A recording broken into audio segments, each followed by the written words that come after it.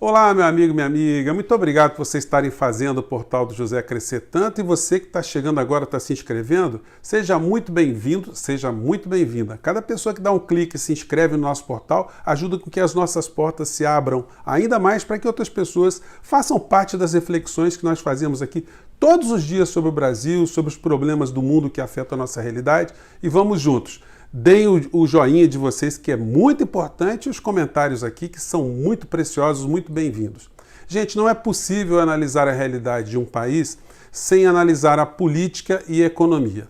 Vamos começar aqui com a economia, porque a política tem uma situação muito grave, muito forte, muito contundente, que os grandes meios de comunicação não estão dando a devida relevância. Mas vamos começar com a economia.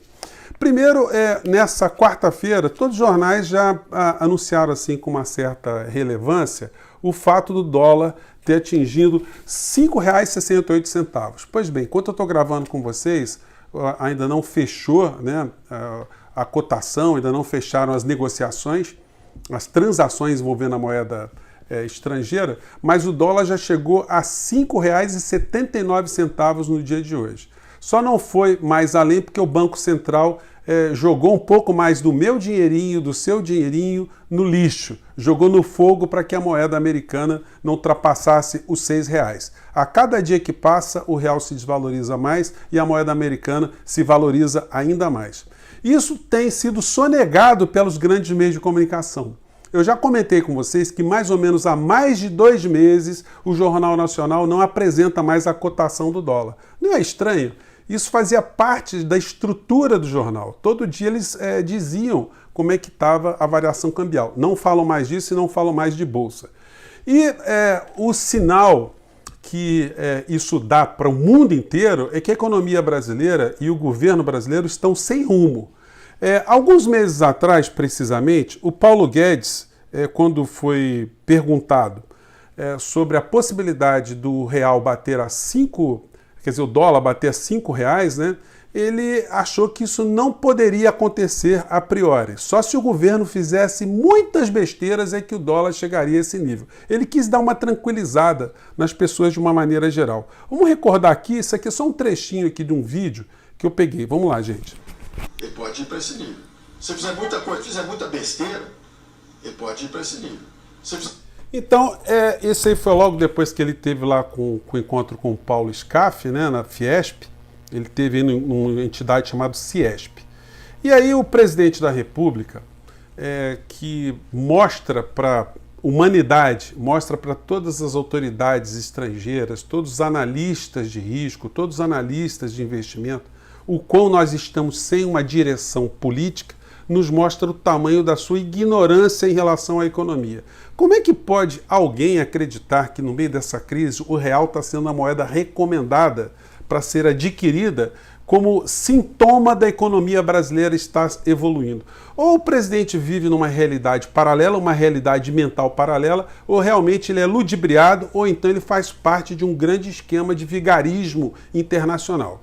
A coisa funcionaria, então, de uma forma muito macabra, onde nós teríamos na área econômica alguém que é muito esperto, alguém que é muito consciente da entrega que está fazendo no nosso país, e do outro lado a gente teria uma pessoa dissimulada fingindo que é doido, fingindo que é desinformado, fingindo que é ignorante, justamente para propiciar a área econômica que faça qualquer tipo de coisa. Mas aí o presidente deu essa demonstração do seu nível de alienação, a sua pequenez intelectual em relação a temas muito importantes no nosso país. Vamos lá. Muito bom. As empresas estão recomendando, lá fora estão recomendando comprar real, é isso, pessoal? Então é mais uma sinalização que está dando certo a economia nossa. Então, lá fora estão recomendando comprar dólar, comprar reais, certo? Tem mais dados bons da economia, Paulo? Então o que acontece? Um analista de risco internacional, um grande investidor, ele vê esse tipo de coisa, qual é a confiabilidade que ele tem para lidar com algum tipo de situação econômica envolvendo o Brasil?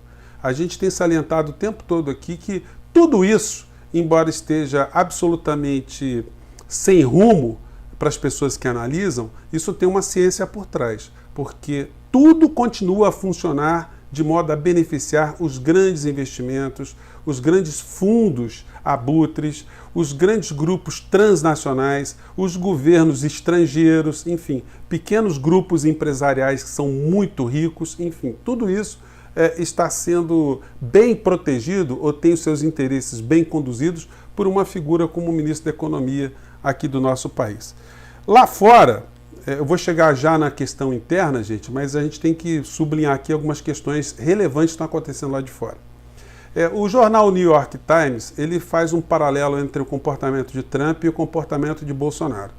Essa matéria, ela não tem apenas um peso jornalístico, mas ela se converte também num elemento de prova contra o presidente da República, porque essa matéria atesta que o presidente foi omisso e ele foi conscientemente responsável pelas mortes que têm acontecido no nosso país por conta da Covid.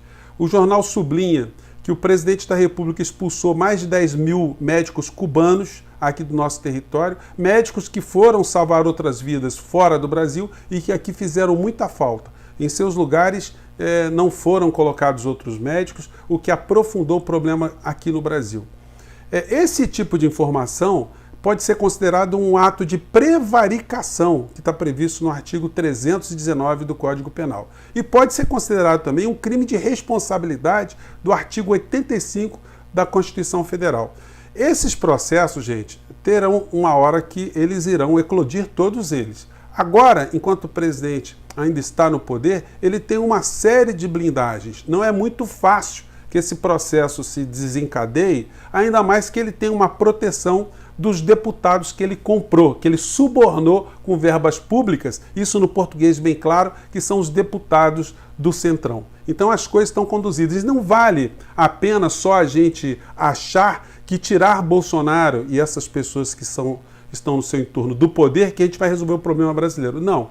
São todos passageiros, são todos personagens de uma trama que esconde uma estrutura de exploração econômica que tem o nome de neoliberalismo, que está sendo derrotado, está sendo sepultado lá no Chile. O que o povo chileno está fazendo agora é dar um não rotundo a tudo aquilo que Paulo Guedes ajudou a implementar no Chile. Aquele modelo que sacrificou o povo chileno e que atrasou tanta perspectiva de ser uma nação muito mais desenvolvida é que Paulo Guedes quer implementar no nosso país. O modelo fracassado, o modelo que foi objeto de repulsa do povo chileno é esse que Paulo Guedes quer implementar aqui no Brasil. Então nós temos essas situações, onde temos uma figura na presidência da República que transparece a figura de ser uma pessoa sem noção ou uma pessoa muito mal intencionada, e a seu lado a gente tem uma série de lacaios. Bom, quem está dizendo isso não sou só eu a partir de agora, e é também o general Rego Barros. O general Rego Barros, como vocês todos sabem, ele andou tendo assim muita relevância no governo Bolsonaro, porque ele era o porta-voz oficial. Ele tentava o tempo todo consertar as maluquices que Bolsonaro falava para cima e para baixo. E ele acabou sendo escanteado pelo gabinete do ódio, como são classificadas as pessoas, né? Classificadas as pessoas que estão no entorno do Bolsonaro ali, comandados por o Carluxo, né? E ele hoje publicou, aliás, para dizer a verdade, publicou ontem um artigo no Correio Brasiliense, onde ele fala de uma maneira muito polida, vou colocar assim os principais trechos na descrição do nosso vídeo, ele fala de maneira muito polida aquilo que nós falamos aqui no cotidiano. Eu até sublinho aqui algumas expressões. Ele insinuou que o presidente da República é um sem noção, que não percebe a realidade, portanto, ele é um burro, ele é um alienado porque ele só escuta aquilo que ele quer escutar, ele não dá ouvidos àquilo que ele não concorda. E mais, e disse que no seu entorno, os seus colegas de farda, a insinuação foi essa. Para bom entendedor, meia sílaba basta, né? Ele disse que os seus colegas, ou seus ex-colegas, são vigaristas, são lacaios, puxa-sacos, subservientes, corruptos, traidores, mesquinhos e ficam mudos apenas para conseguirem algum benefício pessoal. Olha o trecho que eu separei aqui do texto do Rego Barros.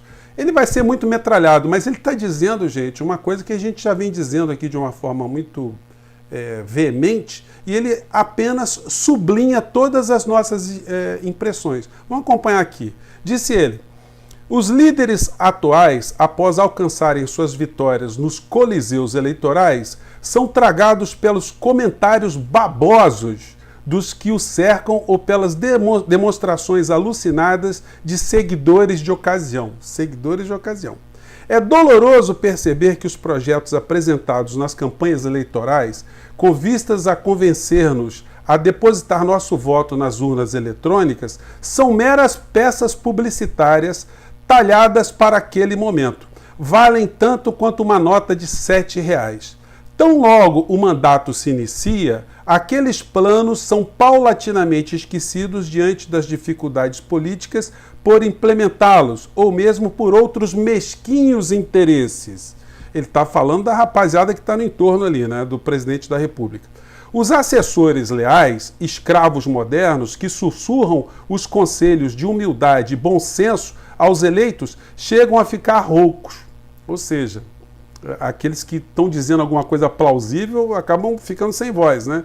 Roucos sem voz. Alguns deixam de ser respeitados, outros abandonados ao longo do caminho, feridos pelas intrigas palacianas. O restante, por sobrevivência, assume uma confortável mudez. São esses seguidores subservientes que não praticam por interesses pessoais a discordância leal. Sem críticos por perto, ressalta o general, a autoridade muito rapidamente incorpora a crença de ter sido alçada ao Olimpo por decisão divina. Aquela história, né? Deus acima de tudo, né? Foi Deus que quis que eu ficasse aqui, Deus que me salvou da facada. Razão pela qual não precisa e não quer escutar as vaias. Não aceita ser contradita.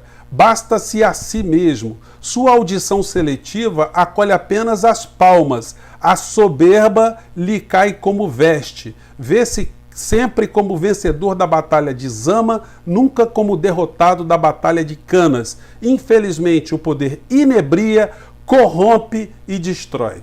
Bom, precisa dizer mais alguma coisa? Ele está simplesmente corroborando tudo aquilo que a gente já disse.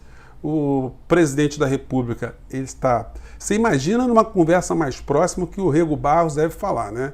Ele foi muito habilidoso no uso das palavras, mas quando você lê o texto, é exatamente todo tipo de crítica que a gente faz que ele está reconhecendo. Ele faz, de um certo modo, uma meia-culpa, né?